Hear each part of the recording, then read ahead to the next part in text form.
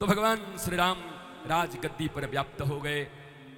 राम राज्य चल रहा है जहाँ पर निःशुल्क और उत्तम शिक्षा मिलती सबको, निःशुल्क और उत्तम चिकित्सा मिलती सबको, निःशुल्क और अविलंब न्याय मिलता। ये तीन बातें जहाँ रहती हैं उसी को राम राज्य कहते हैं। ये तीनों चीजें राम राज्य में थी महाराज।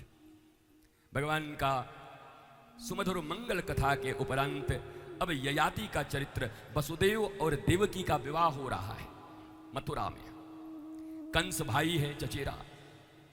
जब विदाई होने लगी तो कंस ने स्वयं रथ के लगाम को पकड़ा और गले लगा के रोने लगा, नहीं नहीं नहीं, कोई ड्राइवर नहीं जाएगा, मेरी बहन को मैं खुद छोड़ने जाऊंगा। बताओ ये दुष्ट लोग कब बदल जाएं कुछ पता नहीं। थोड़ी देर में घोषणा हो गई कि जिसको इतने प्यार से तो दुलार और पुचकार रहा है, इसी का 8वां संतान तेरा मामला साफ करेगा। सोई बदल गया, महाराज चूटी पकड़ लिया, तलवार निकाल के बोला अभी काट दूंगा। वसुदेव महात्मा है, वसुदेव ने कहा तुमको 8वें पुत्र से खतरा है ना, मैं हर पुत्र तुमको दे दूंगा, पर देवकी को छोड़ दो। महाराज उनको डाल दिया गया कारागार में। जब पुत्र होता, पहली बार पुत्र हुआ, लेकर के वसुदेव जी गए। मामा था, ऐसे से देखा मुमु करके, अरे मुझे 8वें से खतरा, इसको ले जाओ। 6 पुत्र को छोड़ दिया। नारद जी ने कहा भगवान को कह दो कि अपना अवतार कैंसिल कर दें। क्यों? बोला दुष्ट के अंदर दया जग गई, अब अवतार लेने की क्या जरूरत है। जब दुष्ट में दया आ गई तो अवतार की क्या जरूरत। जब कंस में दया आ गया तो आने की क्या जरूरत है। नारद जी ने कहा चिंता नहीं, मैं सारी दया खत्म कर देता हूं, और अभी तो ये इसका टेम्पररी चेहरा है, ओरिजिनल चेहरा मैं दिखवाता हूं कैसा है। दुष्टों के टेम्पररी चेहरे बड़े अच्छे होते हैं। अभी तो मैं कल तुमको कंस का ज्ञान सुनाने वाला हूं कि कंस के पास ऐसा ज्ञान था, जब वो बोल रहा था बड़े बड़े दधीची, बड़े बड़े अंगिरा, रिभु सब फेल हो गए थे। इतना आत्मज्ञान रखता था। कल ज्ञान देगा कंस, आज तक तुमको कोई बताया नहीं होगा भागवत में। कंस का दिव्य ज्ञान, कैसे कंस ज्ञान दे रहा है, सुनोगे तो कहोगे अरे ये कौन महात्मा है भाई।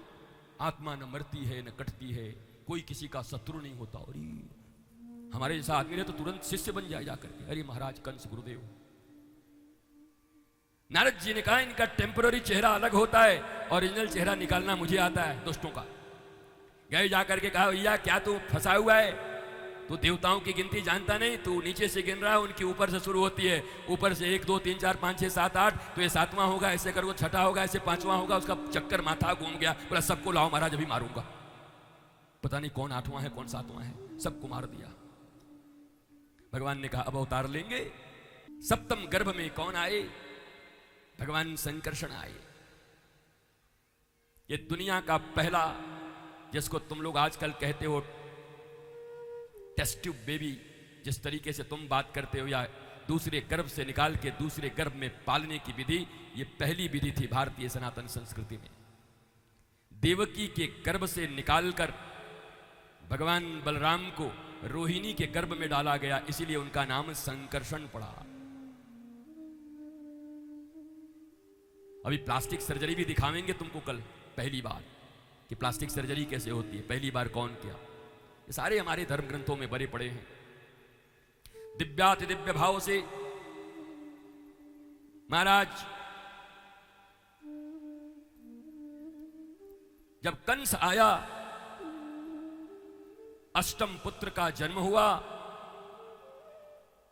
और 7वीं तो बीच से निकल ही गई थी, वो ऊपर उठ गई थी। तू क्या मुझे मारेगा, तुझे मारने वाला पैदा हो गया, सब बाद में हो ही जाएगा। अष्टम पुत्र आए, भगवान का जन्म हो गया।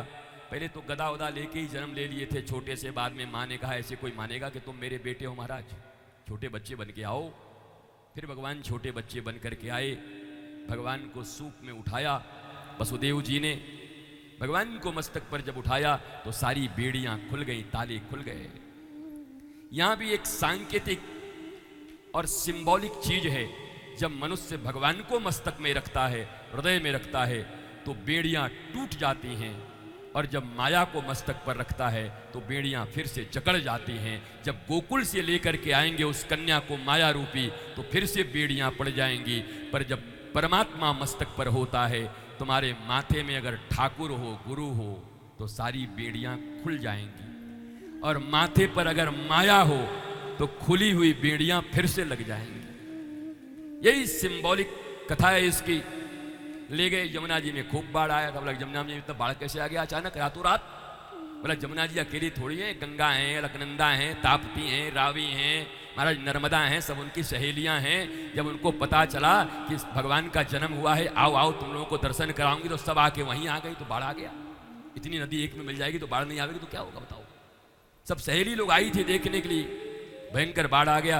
रास्ता मिला, गए जा करके वृंदावन में तो ऐसा माना जाता है कि वहां पर हमारी यशोदा मैया ने कन्या को जन्म दिया था, उस लाला को वहां पर रख दिया और कन्या को लेके आ गए। हमारे वृंदावन में ऐसे ही मानते हैं। हम ब्रज के लोग हैं तो ऐसे ही बात बोलेंगे, अपनी बात क्यों नहीं बोलेंगे? तुम्हारे पास नहीं बोलेंगे तो कहां बोलेंगे? जब उसको लेकर के आए, फिर बेड़िया लग गई, सुबह कंस आया और आकर के उठाया। बोला इतना झूठ, देवता लोग भी झूठ बोलते हैं बताओ? बोला था 8वीं संतान, ये तो संतानी है, अब क्या होगा? आ गए, देखो देखियो भाई,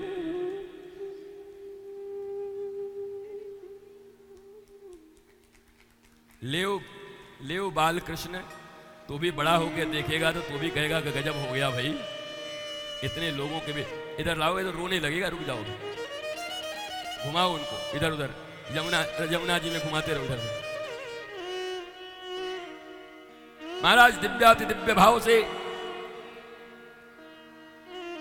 आज प्रातः से ही यशोदा के आंगन में जैसे ही प्रातः हुआ, प्रथम आरुषि का वर्षण हुआ। रोहिणी मैया उठी, उठ करके झांक के देखी तो इतना सुंदर सुंदर तलवा दिखाई पड़ रहा है, छोटा छोटा लाला का। अरे बोला ये कौन है?